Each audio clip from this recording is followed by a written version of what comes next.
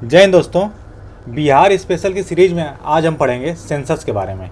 तो जो हमारी जनगणना हुई थी उससे रिलेटेड जो भी महत्वपूर्ण फैक्ट होंगे हम उन सभी को देखेंगे, स्पेशली जो बिहार के कॉन्टेक्स्ट में, क्योंकि आगामी जो भी बिहार की परीक्षाएं हैं उन सभी परीक्षाओं के लिए ये जो जनगणना है 2011 वाली वो काफ़ी महत्वपूर्ण है। तो सबसे पहले जो भारत में जनगणना स्टार्ट हुई थी 1872 में स्टार्ट हुई थी। उस टाइम जो लॉर्ड मायो थे उनके अंडर जनगणना स्टार्ट की गई थी। उसके पश्चात 1881 से प्रॉपरली जनगणना स्टार्ट हुई और उस समय कौन सी प्रणाली का यूज किया गया? दशाब्द प्रणाली, जिसको डेसिमल सिस्टम बोलते हैं। और जो उस समय बिहार की आबादी थी वो लगभग 2.29 करोड़ थी। इसके पश्चात 1881 के बाद 1881 में जो जनगणना की गई उसमें बिहार की आबादी लगभग 2.66 करोड़ थी और 1891 में जो जनगणना की गई उसमें बिहार की आबादी 2.81 करोड़ थी। इसके बाद आगे हम देखते हैं। तो आप सभी को हमने पिछले लेक्चर में बताया था कि जो बिहार था पहले, क्या बिहार अलग से कोई प्रांत नहीं था। 1922 से पहले बिहार क्या हुआ करता था? उड़ीसा, बंगाल और असम के साथ एक संयुक्त प्रांत बंगाल के रूप में हुआ करता था। और 22 मार्च 1912 के पश्चात बिहार क्या अलग से राज्य के रूप में अस्तित्व में आया, और भी बिहार और उड़ीसा संयुक्त रूप से राज्य के रूप में आए। उसके पश्चात फिर से 1936 में बिहार एक अलग राज्य बना।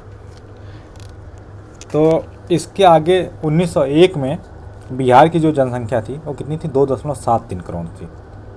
और 1871 के बाद प्रत्येक दशक 2011 तक लगातार जनगणना होती रही है। और ये जो अगली जनगणना होनी थी वो 2021 में होनी थी, लेकिन ड्यू टू जो कोविड-19 पैंडेमिक है उसकी वजह से नहीं हो पाई। और यह जो जनगणना है जो 2011 वाली है वो 15वीं जनगणना है और स्वतंत्रता के बाद यह 7वीं जनगणना है। तो आप लोग पूछेंगे जो जनगणना है वो किसके द्वारा कराई जाती है, किसके द्वारा संपन्न कराई जाती है? तो ये कंप्लीट कराई जाती है जो रजिस्ट्रार जनरल होते हैं, registrar general and census commissioner.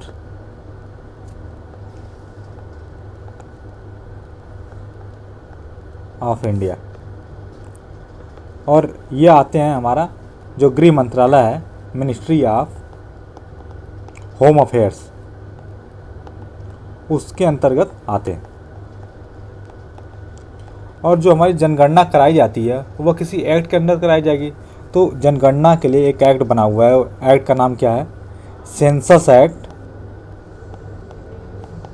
1948। ये भी काफ़ी इम्पोर्टेंट है, कई बार पूछ लिया जाता है कि किस एक्ट के अंदर कराई जाती है। तो सेंसस एक्ट है हमारा 1948 का, उसके अंतर्गत जनगणना कराई जाती है।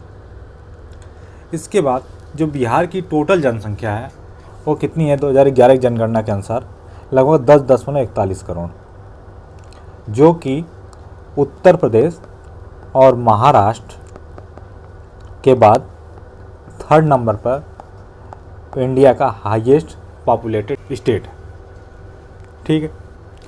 ये टोटल जो 10.41 करोड़ लोग हैं उसमें से जो पुरुषों की जनसंख्या है वो 5.42 करोड़ है और महिलाओं की जनसंख्या 4.98 करोड़ है। ठीक है, जो लगभग 5 करोड़। और जो जनसंख्या घनत्व है वो लगभग कितना है? 1106 प्रति वर्ग किलोमीटर, 1106 व्यक्ति पर स्क्वायर किलोमीटर। इसके बाद जो जनसंख्या वृद्धि दर है वो है 25.42% और भारत की कुल जनसंख्या का लगभग 8.6%। तो जो जनसंख्या वृद्धि दर, जो 10 की वृद्धि दर होती है, एक बार हम 2-3 वृद्धि दर देख लेते हैं कि क्या क्या रही है इसके पहले। तो 1981 से 1991 के मध्य जो वृद्धि दर थी वो कितनी थी? लगभग 23.38%। इसके बाद जो अगला सेंसस हुआ 1991 से 2001 वाला जो सेंसस हुआ था, तो उसमें जो जनसंख्या की वृद्धि दर थी वो कितनी थी? 28.62%। और अभी जो लेटेस्ट वाला है, जो डाटा हमारे पास 2001 से लेकर 2011 के बीच में, इसमें कितना हमने आपको बताया? 25.42%। तो ये जो डिकेडल ग्रोथ रहा है, 10 की वृद्धि रही है बिहार की जनसंख्या में, ऐसे ये काफ़ी इम्पॉर्टेंट है। कई बार पूछ लिया जाता है कि लगातार बढ़ रही है जो 10 की वृद्धि दर है, घट रही है, तो बढ़ी है फिर से घटी है। इसके बाद जो हमारी ग्रामीण जनसंख्या है बिहार की, वो लगभग 88.71% है। मतलब जो बिहार की मैक्सिमम आबादी है वो आज के समय गाँव में निवास करती है, और लगभग 11.29% जो आबादी है सिर्फ वही शहरी है। इसके बाद जो लिंगानुपात है वो 918 है, अर्थात जो 1000 पुरुषों पर सिर्फ बिहार में 918 महिलाएं हैं। और जो शिशु लिंगानुपात है वो 935 है, मतलब जो 1000 बालक होते हैं, मेल चाइल्ड होते हैं, उन पर 935 फीमेल चाइल्ड्स हैं, गर्ल चाइल्ड। और जो बिहार की साक्षरता दर है वो 61.80% है, और ये पूरे इंडिया की लोवेस्ट है। ठीक है, ये तो अच्छा फैक्ट नहीं है लेकिन इम्पॉर्टेंट है हमें याद करने के लिए कि इंडिया के सबसे न्यूनतम साक्षरता। इसके पश्चात जो पुरुष साक्षरता दर है वो कितना है, 71.2%, जो लिटरेसी रेट है पुरुषों की। अब महिलाओं की लिटरेसी रेट कितनी है, 51.5%।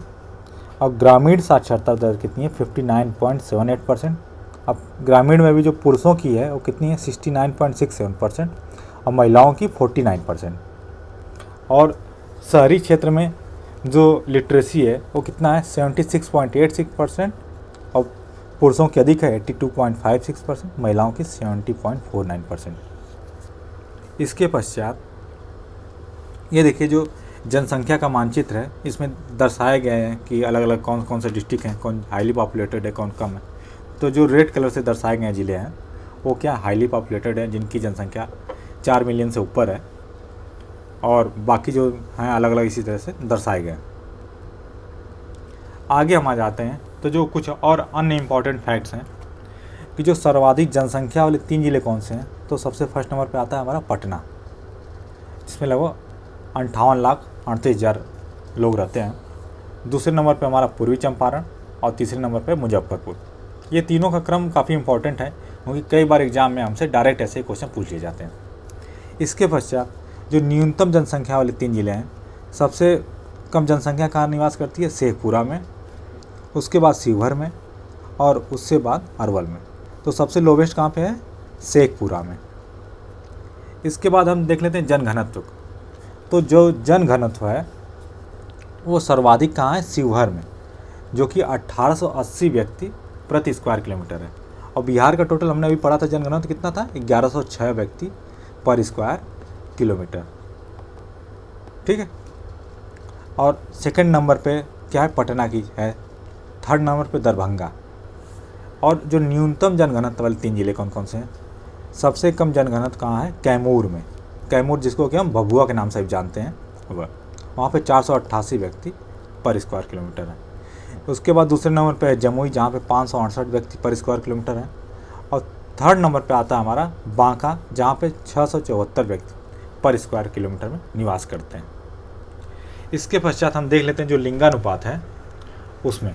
तो जो सर्वाधिक लिंगानुपात है वो 3 ज़िले कौन कौन से हैं, गोपालगंज है सबसे अधिक लिंगानुपात में, जिसमें पर 1000 मेल्स, फीमेल्स कितनी है, 1021। मतलब यहाँ जो महिलाओं की प्रेजेंस है वो ज़्यादा है पुरुषों की अपेक्षा। दूसरे नंबर पे सिवान है, जिस पर 1000 पुरुषों पे आपकी 988 महिलाएं हैं। और थर्ड पे हमारा सारण है, जिस पर 1000 पुरुषों पे 954 महिलाएं हैं। और जो न्यूनतम लिंगानुपात वाले 3 ज़िले कौन कौन से हैं, सबसे ख़राब कंडीशन मुंगेर की है, जहाँ सिर्फ 876 महिलाएं हैं पर पुरुष। और अगला जो हमारा है भागलपुर, भागलपुर में 880 महिलाओं हैं 1000 पुरुषों पे। इसके बाद थर्ड नंबर पे हमारा खगड़िया है, जिस पर कि 1000 पुरुषों पर 886 महिलाएं हैं। इसके बाद हम देख लेते हैं जो साक्षरता दर है। तो सबसे अधिक साक्षरता दर जो परसेंटेज है वो कहाँ पे है, रोहतास में, जो कि है 73.37%। उसके बाद दूसरे नंबर पे हमारा पटना है, और थर्ड नंबर पे कौन सा है, भोजपुर है। भोजपुर में जो है 70.47। और जो लोवेस्ट साक्षरता है परसेंटेज कहाँ पे, पूर्णिया में। पूर्णिया में सबसे कम है 51.08%। सेकेंड नंबर पे आता है सीतामढ़ी और थर्ड पे है कटिहार। इसके पश्चात जो सर्वाधिक पुरुष साक्षरता वाला ज़िला है तो वह है रोहतास, और न्यूनतम पुरुष साक्षरता वाला ज़िला कौन सा है, पूर्णिया, जो कि परसेंटेज में भी सबसे कम है। इसके बाद जो सर्वाधिक महिला साक्षरता वाला ज़िला है वह भी रोहतास है, और न्यूनतम महिला साक्षरता वाला ज़िला पूर्णिया नहीं, कौन सा है, सहरसा है। तो ये इंपॉर्टेंट फैक्ट है, इसको आप लोग एक बार याद कर लीजिएगा। इसके बाद हम देख लेते हैं जो बिहार का मैप है उसमें जो कुछ इंपॉर्टेंट चीज़ें जो आपको अभी बताया था उसमें। तो देखिए जो ये पश्चिम चंपारण है, पश्चिम चंपारण में क्या है कि सर्वाधिक इसका क्षेत्रफल है, इसका जो एरिया है ये हाईएस्ट है, ठीक है। इसके बाद जो नीचे गोपालगंज है, गोपालगंज किस लिए बताया था कि यहाँ पे जो लिंगानुपात है ये सबसे बढ़िया है, सेक्स रेशियो बिहार में। इसके बाद जो हमारा अगला है इधर जो सीवर जो छोटा सा दिख रहा है, इसका जो सबसे लोवेस्ट एरिया वाला ज़िला है, और जो जनघनत्व है सीवर में वो सबसे अधिक है। तो ये काफ़ी इम्पॉर्टेंट है कि आपका एरिया काफ़ी कम है और जनघनत्व सबसे अधिक है। इसके बाद अगला जो हमारा जो इम्पोर्टेंट है मधेपुरा है। मधेपुरा किस लिए है, क्योंकि यहाँ जो डिकेडल ग्रोथ हुई है, सर्वाधिक 10 की वृद्धि हुई है जनसंख्या में, और उसी के नीचे क्या है हमारा सहरसा पड़ता है। तो सहरसा में क्या है, न्यूनतम महिला साक्षरता है, सबसे लोवेस्ट। इसके बाद हम देख लेते हैं जो पूर्णिया है। पूर्णिया किस लिए था कि पूर्णिया में जो साक्षरता है वो टोटल साक्षरता पूर्णिया में सबसे लोवेस्ट। इसके अलावा जो पुरुषों के भी जो साक्षरता है उसमें भी पूर्णिया लोवेस्ट, ठीक है। जो मेल लिटरेसी है हमारी उसमें पूर्णिया सबसे लोवेस्ट। इसके बाद जो मुंगेर है जो कि यहाँ पे है, यहाँ पे क्या है कि लोवेस्ट आपका सेक्स रेशियो है, जो लिंगानुपात है सबसे कम है। इसके बाद हमारा और क्या इम्पोर्टेंट कोई ज़िला, ये जो हमारा शेखपुरा है, शेखपुरा में भी क्या है आपका कि जो न्यूनतम जनसंख्या है, ठीक है, लोवेस्ट पॉपुलेशन यहाँ रहती है। इसके अलावा अन्य जो हमारे इम्पोर्टेंट ज़िला है तो अगला है जो रोहतास है। रोहतास में क्या है कि जो महिला साक्षरता है हाईएस्ट है, हाईएस्ट फीमेल लिटरेसी है। इसके अलावा जो रोहतास है वहाँ पे क्या है कि हाईएस्ट लिटरेसी है, ओवरऑल लिटरेसी रेट, और हाईएस्ट मेल लिटरेसी है। तो ये तीनों चीज़ें आपकी रोहतास में। इसके पश्चात ये जो कैमूर भभुआ है, यहाँ पे हमने देखा था कि जो जनघनत्व है वो सबसे कम है, जो पॉपुलेशन डेंसिटी होती है वो लोवेस्ट है, लोवेस्ट पॉपुलेशन डेंसिटी, ठीक। इसके बाद हम पटना किस लिए आपको बताया था कि ये मेट्रोपॉलिटन सिटी है और सबसे बड़ा मेट्रोपॉलिटन है, और ये इसके अलावा ये क्या है कि सर्वाधिक जनसंख्या भी यहाँ पे है, हाईएस्ट जो पॉपुलेशन है वो भी आपकी कहाँ, पटना में है। तो दोस्तों इस तरीके से हमने देखा जो जो इम्पोर्टेंट फैक्ट्स थे बिहार से रिलेटेड, बिहार की जनगणना से रिलेटेड, उन सभी को हमने एक एक कर देखा और आप सभी को बताया। और दोस्तों आप ऐसे ही अन्य वीडियो देखने के लिए आप हमारे चैनल से जुड़ सकते हैं, और साथ साथ आप इस वीडियो को अपने दोस्तों के साथ भी शेयर करें। धन्यवाद।